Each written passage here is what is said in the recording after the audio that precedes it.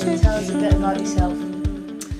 Well, I'm the Chief Exec at Halifax, and I've worked in rugby league now for about 20 years in different roles, and away from the club I've also got a sports sponsorship business. We've obviously recently finished the 2009 season, and the club did very well getting to the grand final. But how did the club move forward on and off the field in that season? Well, I think everybody can see what we've done on the field, because, as you say, we got to a grand final, and whilst we lost, it was still a good season. We finished second in the table. We had a very good Challenge Cup run that culminated in a fantastic day out at Castleford, and again, although we lost, we pushed the Super League team into extra time, and as you say, we got to the grand final. So I think people can see on the field that we've come a long way in the last couple of years, and we've got a very good squad and a very good coach and staff. What I'm more pleased about is probably the things that people will never know about, and things that are not very headline grabbing, the things that happen behind the scenes, and the way that the club has been completely revamped. And is that the main revamp last season, the financial aspect of things? Yeah, there's been a lot of things. I think the general appearance of the club, the new kit deal that we did with Cougar, some of the new marketing initiatives that we brought in, the way that we now present the club in the media, and the near completion of the stadium. All those things are positive things that have happened that might not be the sort of sexy headline grabbing, players scoring a hat-trick or making a big name signing and things like that the papers are always interested in. What are the club looking to build on for 2010?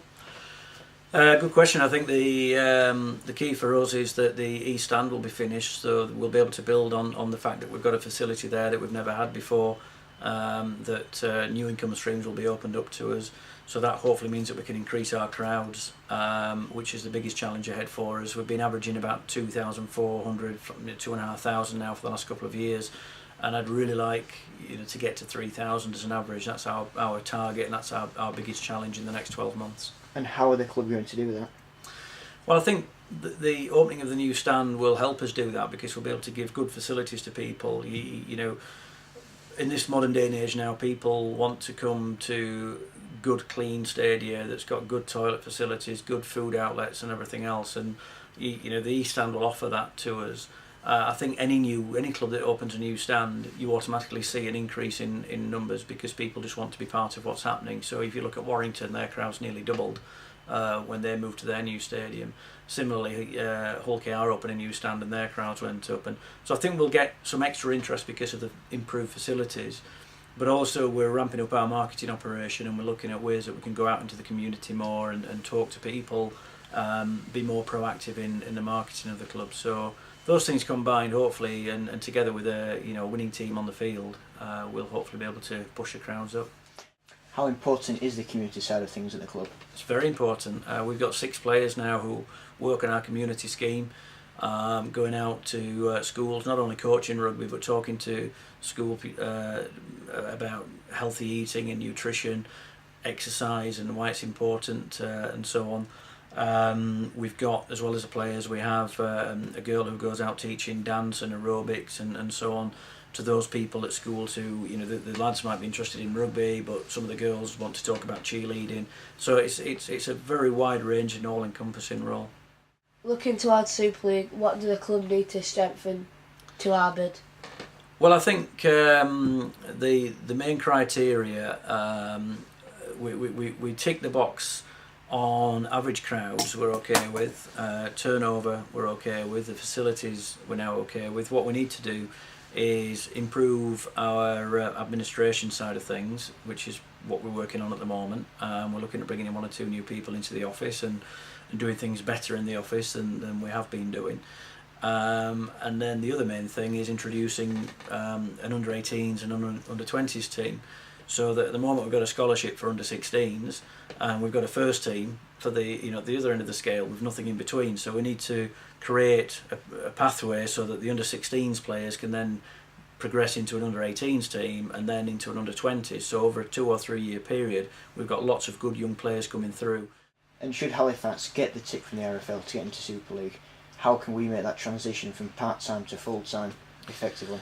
Well, we've got 7 or 8 players who are full-time already, people that are working on the scholarship, on the community development programme. We then over and above that, we've got players like John Goddard and Mark Leeson who don't have other jobs. They're part-time in effect with us, but they don't do anything else, so you could argue that they would become full-time pretty easily. But we will find out in March 2011 whether we've got the green light or not. If we have, we've then got almost a full year to make that transition, and we will immediately start to look for players, both home and overseas, who we can bring in towards the back end of 2011 as full-time players. And are the finances in the club there to bring and pay full-time players? Well, they're not now, because obviously as a championship club we haven't got that level of money, but if we did go into Super League, then you're guaranteed in excess of £1 million a year coming in from Sky, and that is where the playing budget, the majority of the playing budget will come from that Sky television money. And are there any plans to renovate the stadium? This is from Dom Turner. To renovate the stadium, well, there are ongoing plans for general maintenance and so on. I think it's in the council's plans in the next 12 months to paint the south and north stands and carry out general maintenance work. Unfortunately, the East Kirkut stand won't be developed as we originally would have liked. There were some plans a few years ago to re-roof and put new seats in and so on, but that depends on other developments linked to the Skirkut roadside. So probably not in the short term, but it's probably an ongoing thing that the council are looking at. What can the current supporters do to help us reach the Super League in 2010? They play a huge role, and we'd like to think that everyone out there, it's quite simple. If we've got 2,500 people watching us, if everybody brings a friend, that's 5,000 people. So if people out there want to just get involved, join the lottery. It's only £1 a week, and that raises funds for the club. But more importantly, perhaps, if everyone was to bring somebody new to the club, then we could double the crowds overnight. So I'd say to the supporters, go out there, talk to your friends, get them excited about what's happening down here, and come along and see some, great rugby league. The Cashfax lottery is something that's being pushed quite a lot in the off-season. How important is that? Well, that generates in excess of £100,000 a year for the club, so it's probably second to, in terms of income to the club, it's second only to our major sponsor. So it is a huge part of the club. We're very lucky here at Halifax in that we have a very strong lottery that is the envy of many other clubs in the Championship. We have about 4,500 members, which is obviously more members than we actually get average crowd. And again, it goes back to the previous question. If all those members came to watch us play, then we'd have no worries at all.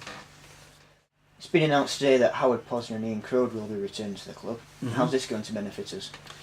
They are two huge signings for the club. In the way that we herald new player signings, I think Howard and Ian equally should be recognised as two big signings for the club, because that's what they are. And the knowledge and expertise that they've got in running multi-million-pound businesses should not be underestimated. So it's huge. It's massive. It's not only what they bring to the club as people, as quality professional people, but the contacts that they've got and other people that they can introduce us to.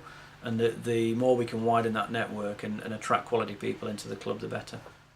What are your thoughts on the recruitment so far this year? I think we have certainly strengthened the squad. We've got some fantastic players, and all the players that we've signed have come for the right reasons. They could have gone elsewhere for more money, but they've bought into what we're trying to do here at Halifax, and they're here for the long term.